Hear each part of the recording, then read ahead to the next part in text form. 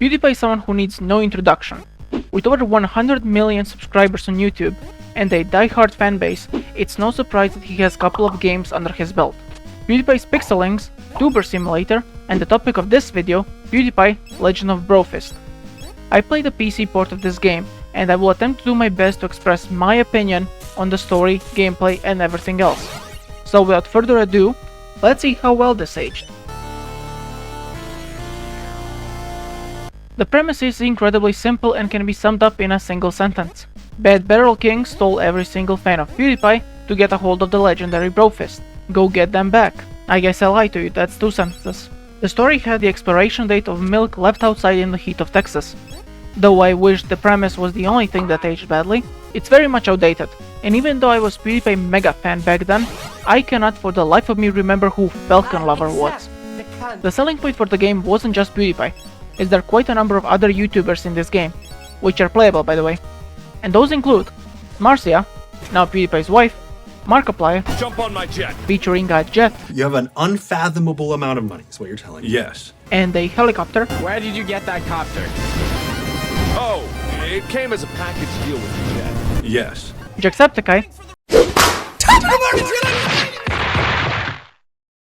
Cinnamon Toast Can. What's a snowman doing here? Mask-wearing YouTuber who formed a parasocial relationship with his fanbase. Not you.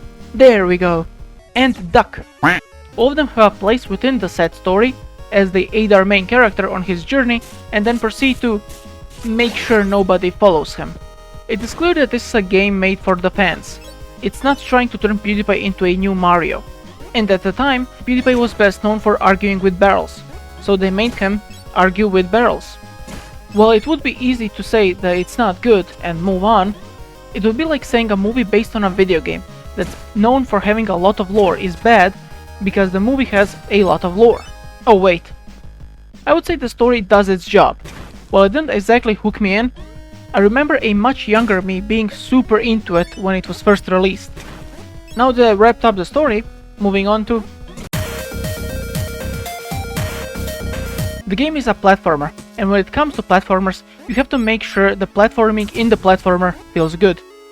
Make the collision box appropriate size, and implement a coyote jump for all those players who don't press their jump button until they're on the last pixel, fall, and then blame the game for being unresponsive. Oh, for those who don't know, coyote jump is when you have a small time window to jump, despite being already off the platform, basically being able to jump in the air right after you left the platform you were on. The name also comes from the old Roadrunner cartoons, where the coyote would, well, fall off a cliff, right after pausing for a short period of time. I learned that last week to sound smart. I don't even know if the game has it, but it feels good to jump around, so I assume it does. The game also has 3 strikes and you're out rule. Basically, you have multiple hearts, so you can take quite the damage from the enemies. However, those hearts don't mean anything when you fall off a platform. You can be full HP, it doesn't matter, you're dead. That is if you're out of your safety pets.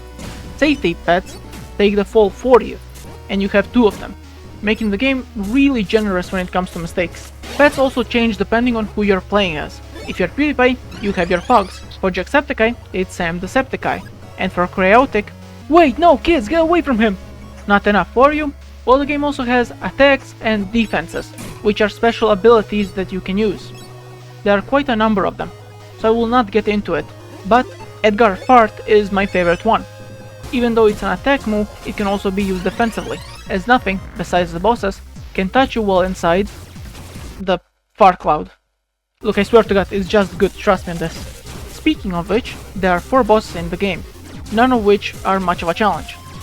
There's also quite a variety of enemies, which is quite neat. And if you like hunting for achievements and collecting stuff in the game, good news, because there are a couple of patches hidden on every level. So, to conclude the gameplay section, the controls feel nice, the game is extremely forgiving and has a variety of abilities that you can use. You can unlock, purchase, and play your favorite YouTubers. There are quite a number of different enemies, none of which feel unfair, though one feels a bit annoying. Boss fights are very easy, and forgot to mention, but levels can get quite creative. The flying level was quite a nice change of pace from platforming. However, the game is very much a linear experience, and doesn't offer much in terms of replayability, even if you decide to collect everything. And that's all about the gameplay. So I'll just mention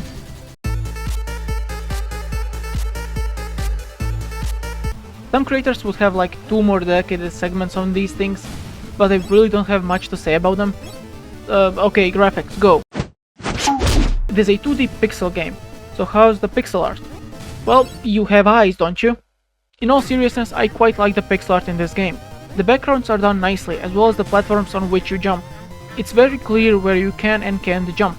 The player and enemies don't blend in with the background, so hooray for clarity in the games. The music does its job, however it is forgettable. For the life of me I can't remember anything besides the main theme. Sound effects are in the same vein, as there's nothing I can point to and say, hey, that's bad. But I also can't really say that it blew me away. It's just okay. There are also cosmetics in the game. No, you see, I need my Jacksepticeye to have green hair. Not the ones you need to pay for with real money, that is. Which I have to give the props to because this was primarily a mobile game. The game was developed by Outer Minds, which is an indie studio from Canada. They're also responsible for both the Tuber Simulator, Pixelings, and even the H3 mobile game. Didn't even know that was a thing. So it's safe to say that the game did well. As for if you should buy it, well, if you're not a fan of the guy, then probably not. But if you are, it's 8 euros on Steam and 6 euros on Android and iPhone. However, unless you have an older Android, you won't be able to get it on the Google Play Store. As for whether you can run it on a newer iPhone, that I do not know, as I don't own one. If you're a broke boy, just say so. It took me around 2 hours to beat it, and that was with me beating every stage and not rushing it. I would assume collecting all the patches would add another hour or so. So you be the judge, it is your money after all. You can definitely do worse, especially with platformers. And that's all. I can't say I had a bad time with the game, and it was a blast from the past. If you enjoyed the video, consider subscribing, and well, that's all.